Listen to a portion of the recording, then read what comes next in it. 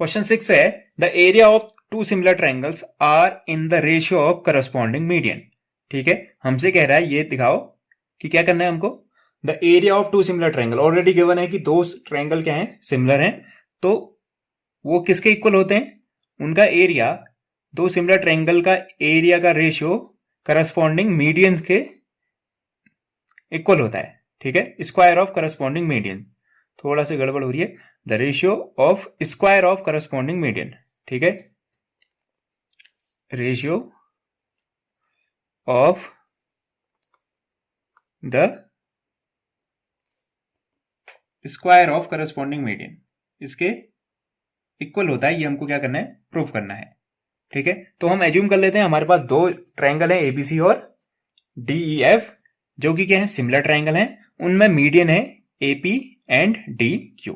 Median है, median क्या काम करता है, मीडियन क्या करता है, अगर जिस साइड पे है ए वर्टेक्स से हमने बीसी साइड पे मीडियन ड्रॉ किया है, तो उसने क्या कर दिया होगा, बीसी के दो इक्वल हाफ कर दिए होंगे। ठीक है, तो ये दोनों दो इक्वल हाफ का मतलब बीसी का हाफ अगर लिखना चाहो आप, अगर बीसी का हाफ करोगे तो या तो आप बीपी लिख सकते हो या पीसी लिख सकते हो। ठीक है, सपोज बीसी कितना है, 10 सेंटीमीटर है, तो बीपी 5 और पीसी भी 5।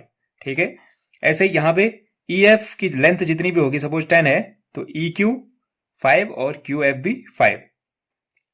तो इसका इस्तेमाल करते हैं, एज्यूम कर लेते हैं कि एबीसी ट्रायंगल एबीसी सिमिलर है ट्रायंगल, ये गिवन है डी ई एफ के। ठीक है, दो ट्रायंगल आपस में सिमिलर हैं और साथ ही साथ उनके मीडियन क्या है, and AP and D Q are their medians.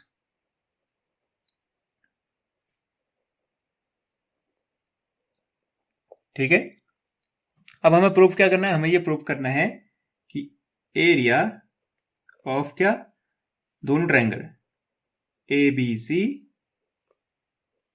Area of triangle ABC upon area of triangle DEF, ये किसके इक्वल होता है, इनके मीडियन के रेशियो के स्क्वायर के इक्वल। मीडियन क्या है, एपी और नीचे है डी क्यू, इनका क्या स्क्वायर के इक्वल होता है, ये हमको क्या करना है, प्रूफ करना है।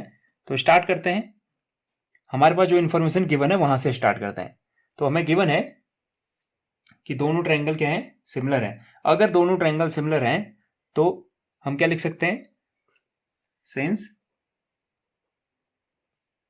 Triangle ABC is similar to triangle DEF, अगर ऐसा है तो area of triangle ABC upon area of triangle DEF किसके इक्वल होगा, कोई भी दो करस्पॉन्डिंग साइड के रेशियो के इक्वल। कोई भी दो ले सकते हो, तीनों ले सकते हो आप चाहो तो, लेकिन कोई भी दो। ठीक है, जैसे ए बी ले लिया तो उसके साथ यहाँ पे इसकी करस्पॉन्डिंग साइड डी ई लिए जा सकती है। ए बी का स्क्वायर अपॉन डी के स्क्वायर के इक्वल होता है। ठीक है, अगर दो ट्रायंगल सिमिलर हैं तो उनके एरिया का स्क्वायर उनकी करस्पॉन्डिंग साइड के रेशियो के स्क्वायर के इक्वल होता है, कोई भी साइड। ठीक है, तो इसको मैं कह देता हूं इक्वेशन 1, जो हमें इंफॉर्मेशन गिवन थी उससे मैंने ये लिख दिया। अब क्योंकि दोनों ट्रायंगल क्या हैं, आपस में सिमिलर हैं, तो उनकी जो करस्पॉन्डिंग साइड होंगी उनका रेशियो क्या होगा, आपस में इक्वल होगा। अगर दो साइड क्या है, दो ट्रायंगल आपस में क्या है, सिमिलर हैं, तो उनका जो एरिया साइड का रेशियो है ए बी अपॉन डी किसके इक्वल होगा, बाकी अदर साइड के रेशियो के। कोई दूसरी साइड ले लेते हैं, बीसी ले लेते हैं, बीसी और ईएफ, क्योंकि बीसी के ऊपर क्या पड़ा हुआ है, मीडियन लगा हुआ है, तो बीसी का कहीं ना कहीं इस्तेमाल होगा जरूर। ठीक है, क्योंकि दोनों ट्रायंगल सिमिलर हैं तो उनकी साइड्स का जो रेशियो होता है वो क्या होता है, आपस में इक्वल होता है, या फिर ये कह सकते हैं उनकी करस्पॉन्डिंग साइड प्रोपोर्शनल होती हैं। ठीक है, उस लॉजिक से हम इसको ऐसा लिख सकते हैं। अब यहां पे अगर आप ध्यान दीजिएगा, ए बी और डी को तो मैं कुछ चेंज नहीं कर सकता, लेकिन मैं बीसी की जगह कुछ लिख सकता हूं। अगर मैं बीसी को किससे मल्टीप्लाई कर दूं, हाफ से, यानी मैं ऊपर और नीचे हाफ से मल्टीप्लाई कर दूं तो ऊपर बन जाएगा हाफ बीसी, नीचे बन जाएगा हाफ ई एफ, ठीक है, क्योंकि दोनों तरफ ऊपर नीचे हाफ से मल्टीप्लाई कर रखा है तो इक्वेशन क्या है, अभी भी बैलेंस है।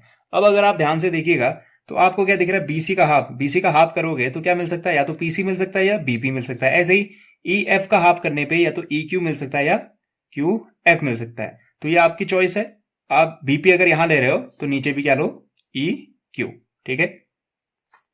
तो यहां से मैं लिख सकता हूं इसकी जगह क्या लिख सकते हैं, यहीं पे आगे लिख लेते हैं, ए बी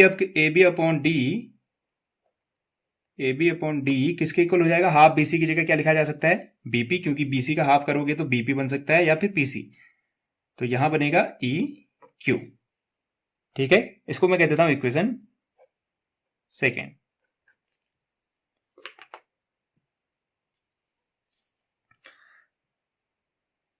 तो हमें क्या गिवन था, ये दोनों इंफॉर्मेशन हमने निकाल ली अपने, जो भी हमें गिवन था। अब हम इन दोनों का इस्तेमाल कुछ कर सकते हैं क्या, इन दोनों का इस्तेमाल किया जा सकता है। अब अगर आप ध्यान से देखो, ए बी अपॉन डी और BP upon E Q, A B upon D BP upon E Q, ठीक है।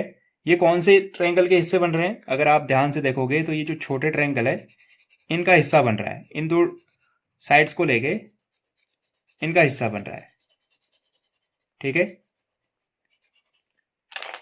ये रही ए बी, ये रही डी, ये बीपी, ये ई क्यू।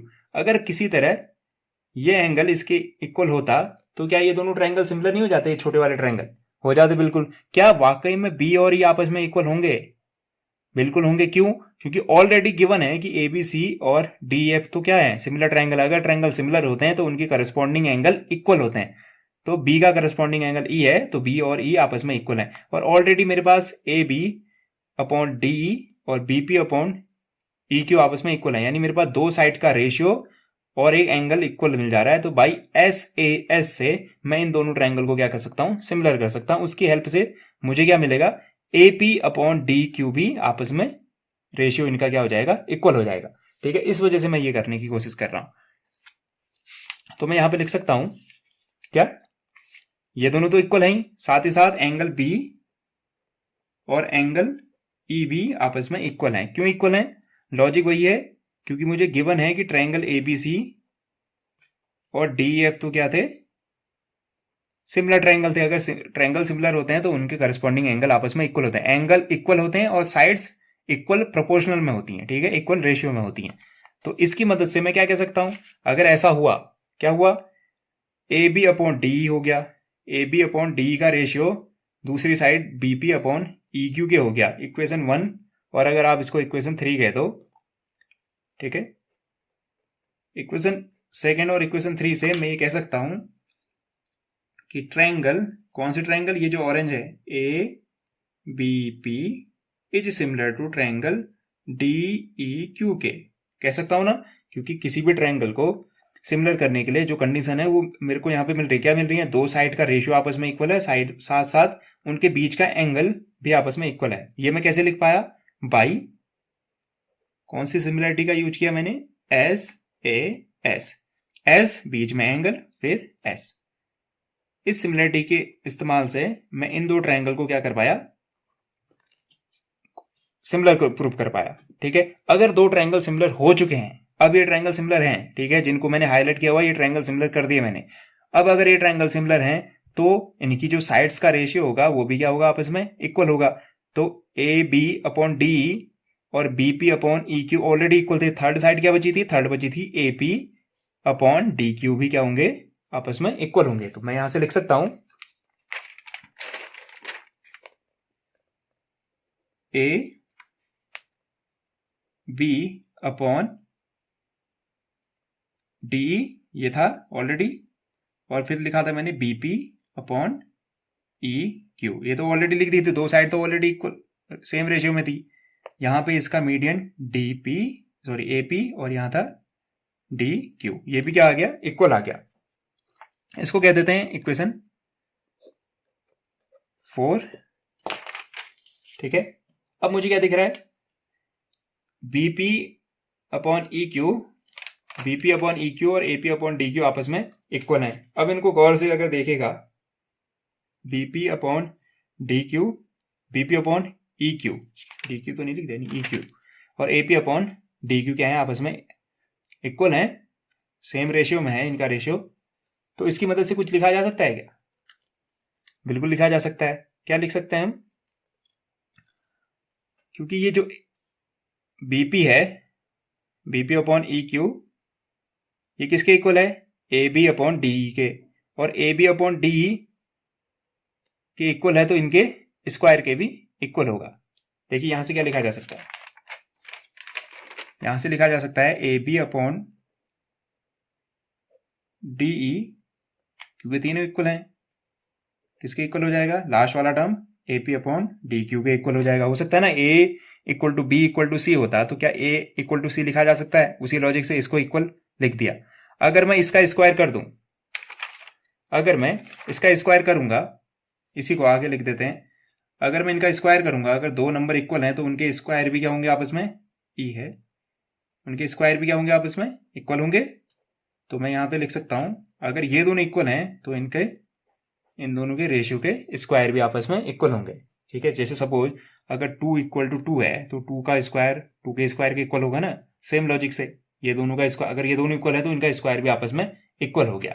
ठीक है, अब हमें लाना क्या था? हमारा मकसद था कि area of triangle A B C upon area of triangle D E F किसके इक्वल होना चाहिए? A P upon D Q के स्क्वायर के। A P upon D Q का स्क्वायर मुझे दिख रहा है, दिख रहा है, क्लियरली दिख रहा है, लेकिन ये किसके इक्वल है? ये तो एरिया ऑफ ट्रायंगल एबीसी और डी एफ के इक्वल तो नहीं है, ये तो किसी और के इक्वल है। किसके इक्वल है? ये ए बी अपॉन डी के स्क्वायर के। क्या ये किसी के इक्वल है? ए बी अपॉन डी को ढूंढोगे तो ये दिख रहा है ए बी का स्क्वायर अलग अलग लिख रखा है, लेकिन ए बी का स्क्वायर अपॉन डी का स्क्वायर किसके इक्वल है? एरिया ऑफ ट्रायंगल एबीसी और area of triangle D F के रेशियो के इक्वल है। तो फ्रॉम इक्वेशन 1 एंड इसको कह देते हैं फिफ्थ। इस इक्वेशन को कुछ नाम देने की जरूरत नहीं थी, फिफ्थ। ठीक है, फ्रॉम इक्वेशन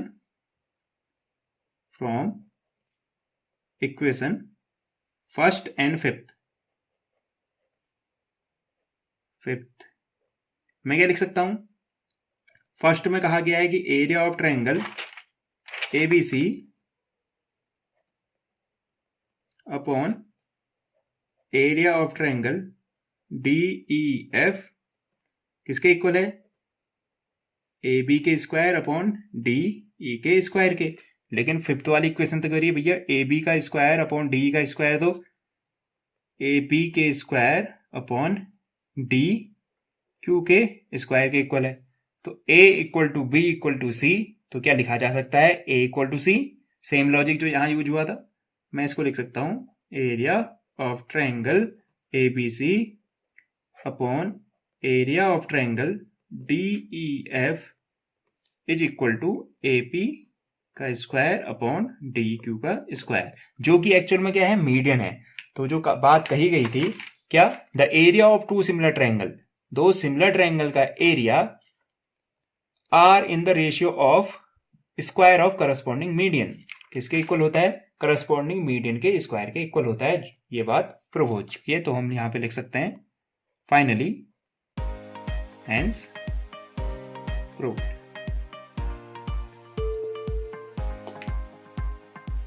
उम्मीद करता हूं आपको ये एक्सप्लेनेशन पसंद आया होगा और समझ भी आया होगा। Thank you and have a nice day.